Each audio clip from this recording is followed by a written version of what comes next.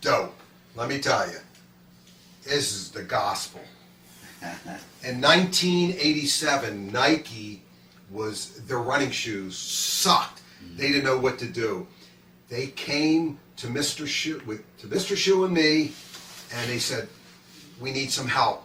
We got 2 guys from the running shoe division that want to come down and talk to you guys, see if you guys can help us out. I said, sure enough. Mr. Shoe came up from Mondom, and he says, Paul, I need to go in the basement. Nah, that was the code word to smoke some dope. So we went down the basement.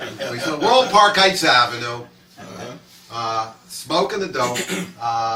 We come up, Nike comes in, and Mr. Shoe attacks them. He goes, you gotta use the Nike Air. You gotta use the Nike Air. You gotta see the air.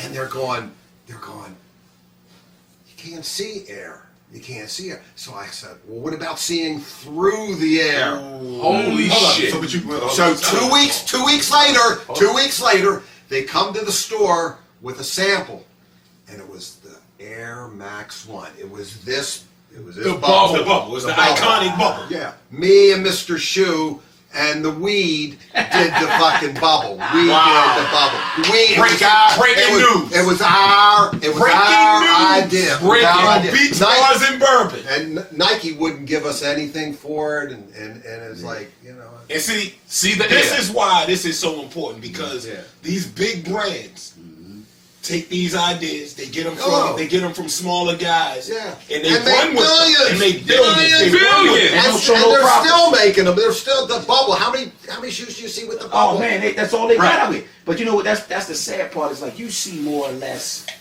consignment stores or boutiques or just like purists of the retro era that are giving you shout outs.